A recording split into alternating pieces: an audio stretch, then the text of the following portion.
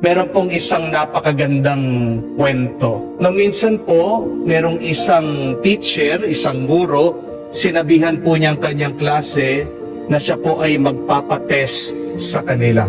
Kaya ano po nangyari? Ito pong mga bata, lalong-lalo na mga matatalino, nag-aral. Habang ang mga bulakbol, dahil ugali po nila, hindi po sila nag-aral. Nung pong nag-test ang klase, sino po ang mga perfect? Siyempre, yung mga masisipag na nag-aral. Sino po mga kulelat? Sila naman yung mga tamad. Ang sabi po ng teacher, hahatiin daw po yung grades nung mga perfect, nung mga nakakuha ng mga matataas sa grado. At ibibigay po yung kanilang mga grado doon sa mga bagsak para pantay-pantay daw po, para pasado po lahat ng mga pupils.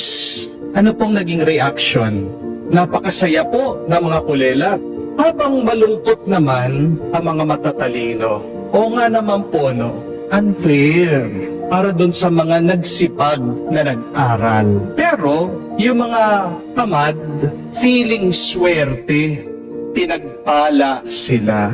Susunod na araw, ito pong teacher, sabi mag-aral sila dahil sa susunod na araw, sila po ay magte-test ulit.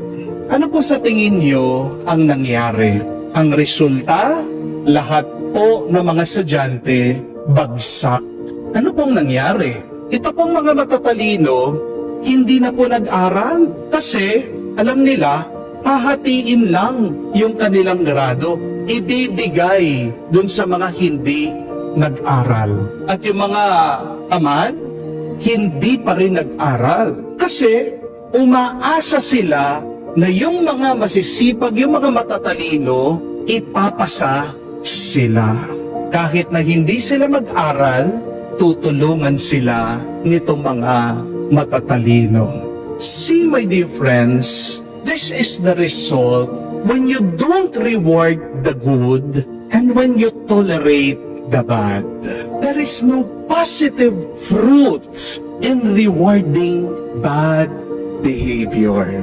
The correct way should be that the good should be rewarded and the bad should be disciplined. Amen?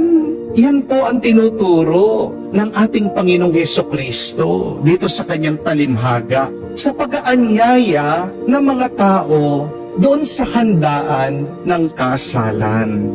Ang hari po sa kwento, pinakita lang po dito na hindi nangungonsinti ang Diyos sa masamang ugali ng tao. And that is really the point of the gospel. Though God is patient and kind, God will not allow people to abuse His kindness and His patience. God will not tolerate bad behavior. And God will discipline those who do wrong.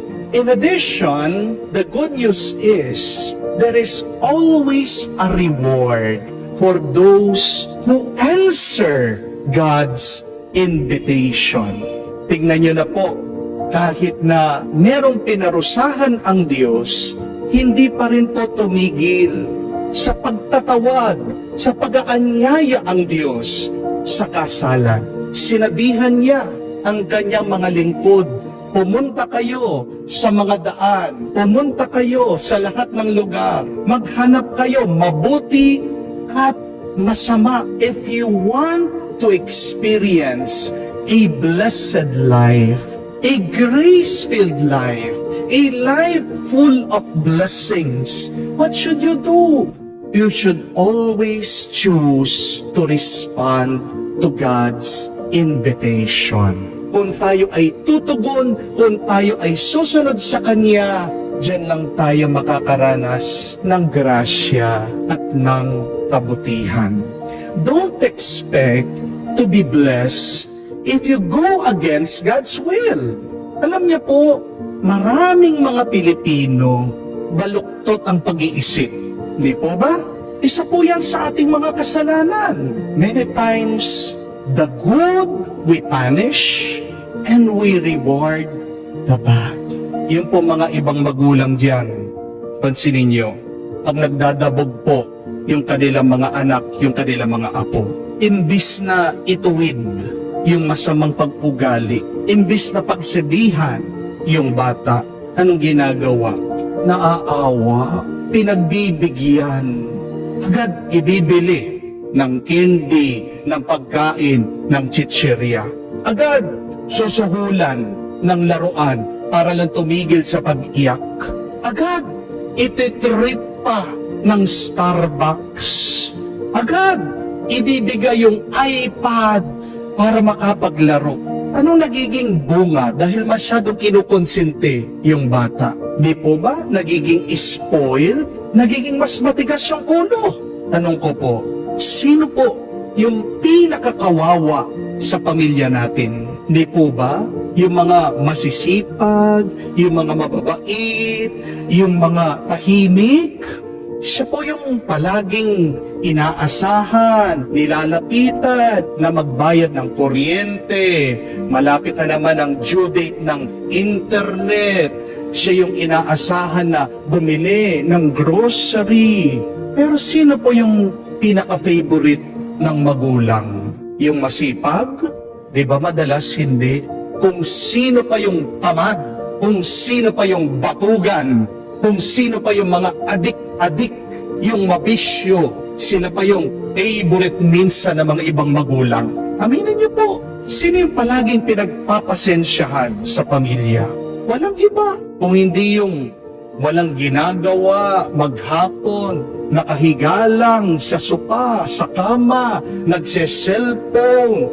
Minsan mas minamahal pa yung manginginom, yung mahilig makipagbarkada, yung mahilig magpaganda ng kuko, yung pahiga-higa lang. Hindi po ba?